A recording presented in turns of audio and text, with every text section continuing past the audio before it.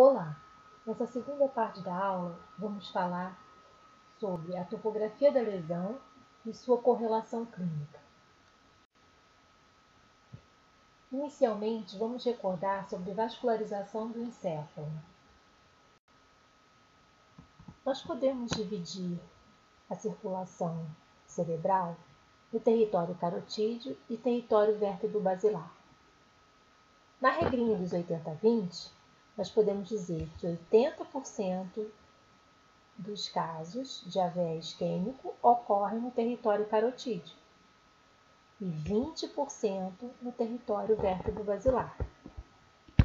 O território carotídeo, então, é da circulação anterior e o território vértebro-basilar corresponde à circulação posterior.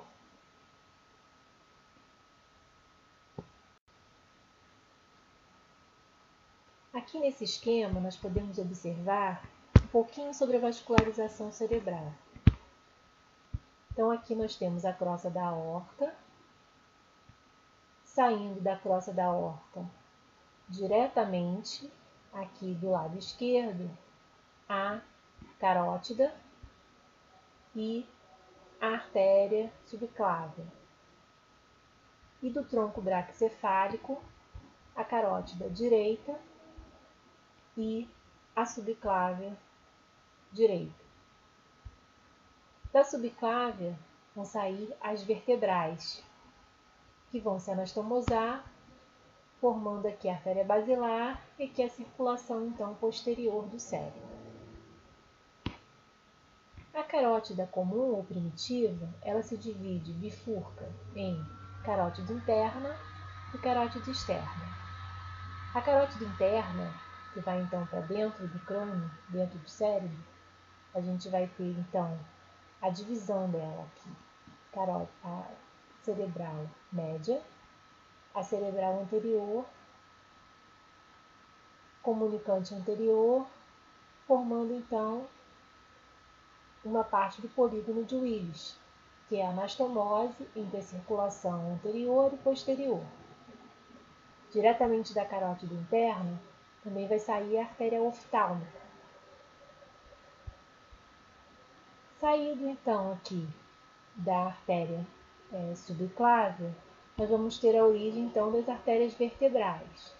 Elas vão se anastomosar, formando então aqui a artéria basilar. Aqui no primeiro ramo da artéria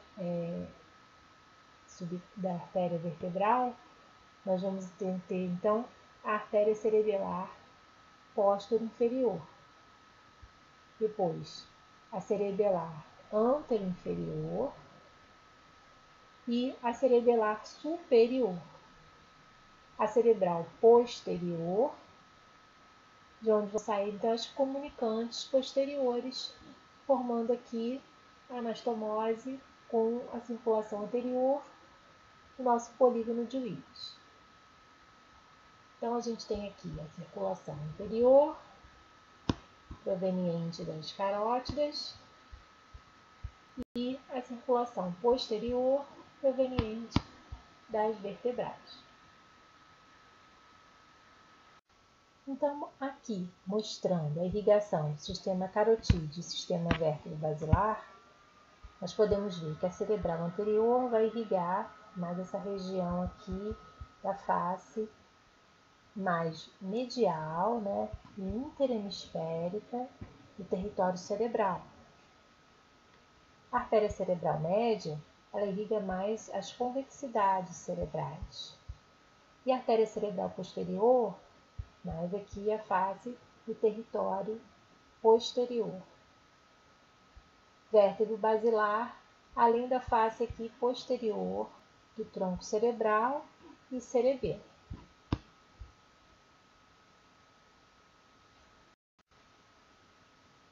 Esse aqui é o homúnculo de Penfield. O homúnculo de Penfield, ele traduz a somatotopia, que é a representação de partes do corpo, no córtex motor e no córtex sensitivo. Córtex motor aqui na região do giro pré-central e o córtex sensitivo, o giro pós-central. Ele mostra aqui, então, que no território da artéria cerebral anterior, a porção acomete mais os membros inferiores. E da cerebral média, que é essa região aqui, membros superiores e a face.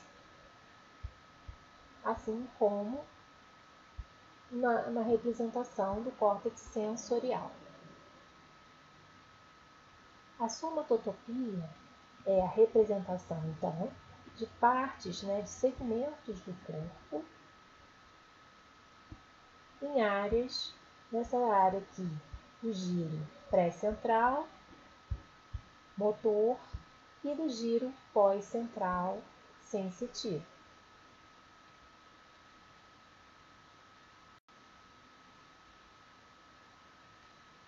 O sistema vértebro-basilar, então, como a gente falou lá na frente, ele vai irrigar, as vertebrais aqui, elas vão se anastomosar, formando então aqui a artéria basilar, os seus ramos perfurantes contínuos aqui, bem em cima da ponte.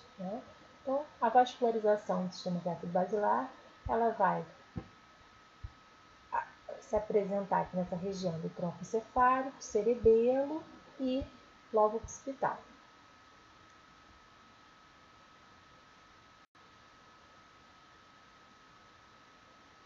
Vamos então agora mapear a lesão e fazer a correlação clínica entre a área lesada e a alteração neurológica, no exame neurológico. Apesar de todos os avanços da neuroimagem, a clínica ainda é muito importante na avaliação da topografia da lesão. Quando nós falamos de acidente vascular encefálico, não podemos deixar de mencionar Charles Miller-Fisher, que foi um dos primeiros neurologistas a estudar e contribuir para a compreensão dos acidentes vasculares cerebrais, especialmente aqueles relacionados à doença da artéria carótida e os infartos lacunares. Ele é considerado o pai da neurologia vascular moderna.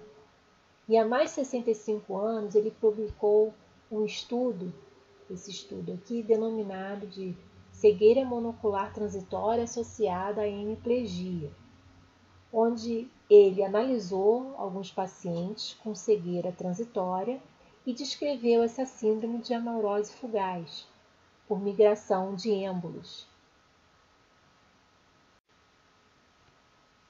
A escala de Oxfordshire auxilia na localização do AVE isquêmico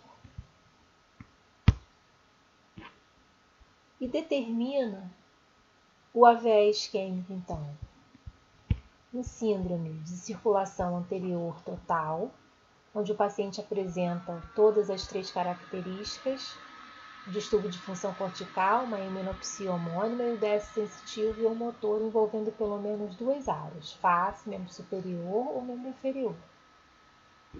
Distúrbio de função cortical, traduzido por afasia, apraxia, agnosia, negligência ou anosognosia. Uma síndrome de circulação anterior parcial, onde o paciente apresenta até 2 características dessas citadas acima. Uma síndrome lacunar, onde o paciente apresenta síndrome lacunar típica, seria uma hemiparesia motora pura, ou uma síndrome sensitiva pura, ou uma síndrome sensitiva motora, ou uma ataxia hemiparesia e disartria Clance-Hand. Síndrome de circulação posterior, onde o paciente apresenta qualquer uma das seguintes características, seria paresia de nervos cranianos com déficit sensitivo motor contralateral, déficit sensitivo motor bilateral, síndrome cerebelar e heminopsia homônima isolada. Então, observando aqui que nas síndromes de circulação posterior, a gente vai ter alterações cerebelares, alterações visuais e alterações de pares cranianos.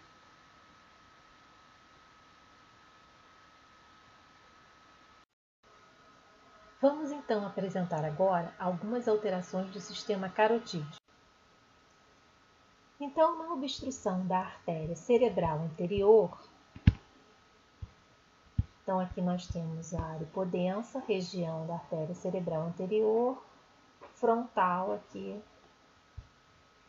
pegando o lobo frontal. O paciente ele vai ter uma fraqueza, alteração sensitiva no membro inferior, contralateral, então uma monoplegia crural, associada a distúrbios de comportamento, então alterações do comportamento, por isquemia, respectivamente, do lóbulo paracentral e áreas frontais. Então, essa região frontal.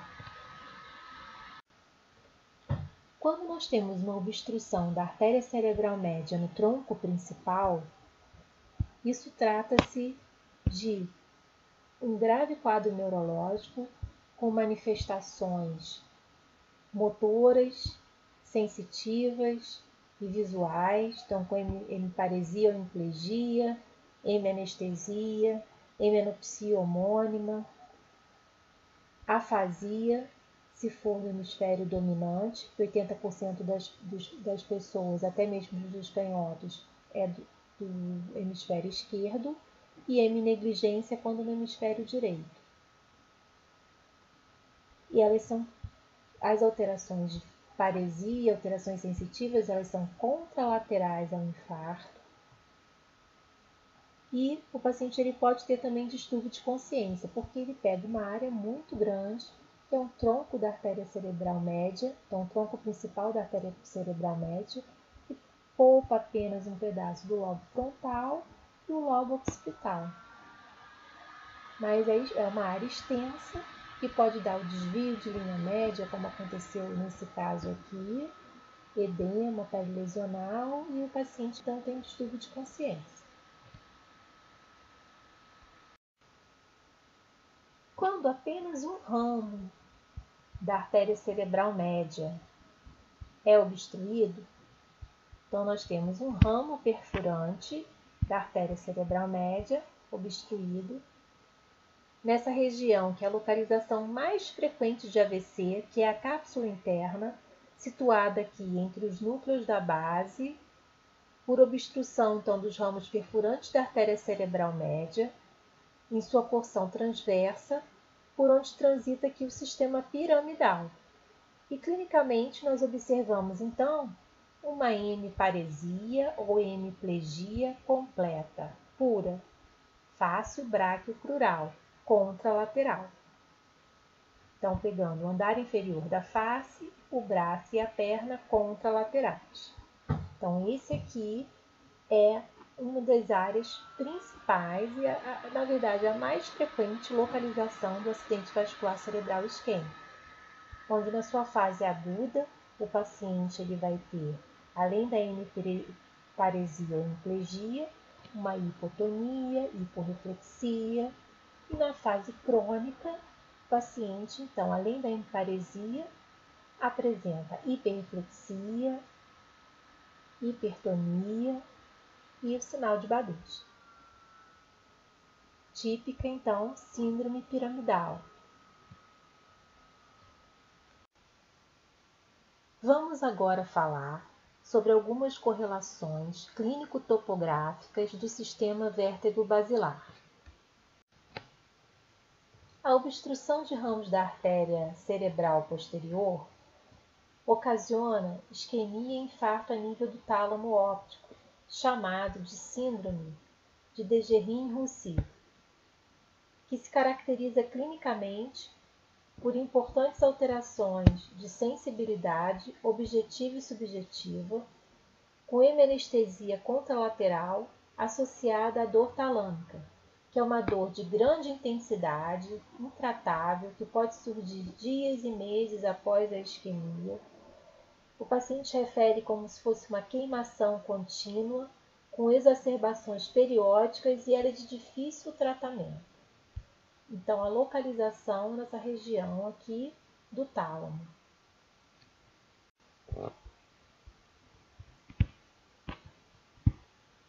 O término do sistema vertebral se faz na área occipital, em áreas occipitais. O infarto occipital da artéria cerebral posterior se dá nessa área calcarina. Quando ele é unilateral, ele provoca alterações do tipo hemianopsia homônima, contralateral. E, se for bilateral, um quadro de cegueira cortical.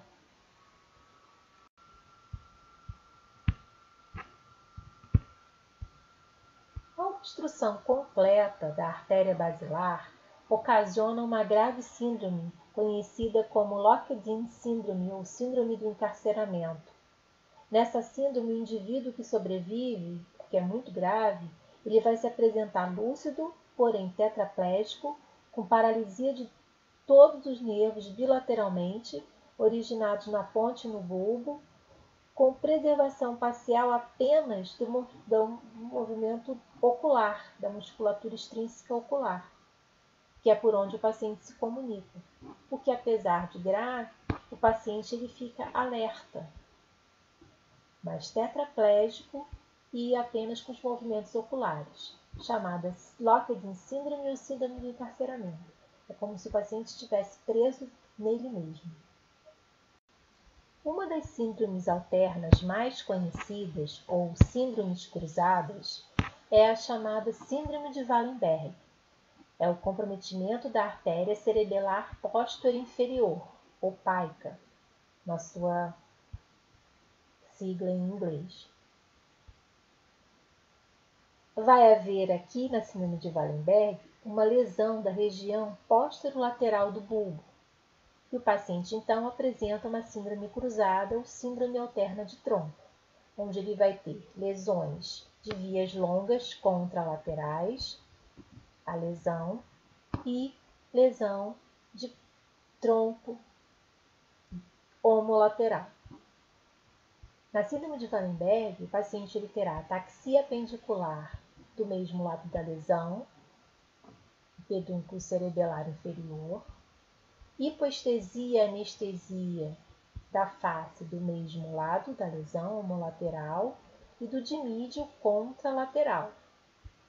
Uma síndrome de Horner, por lesão das fibras simpáticas descendentes, então o paciente ele pode ter miose, semiptose, enoftalmia, vertigem e nistagmo, por lesão dos núcleos vestibulares, náuseas e vômitos, rouquidão, disfagia e soluços pelo comprometimento de núcleos bulbares do 9º e 10º nervos cranianos. Então, essa é a chamada síndrome de Wallenberg, pela lesão da artéria cerebelar posterior inferior, que é ramo aqui da vertebral.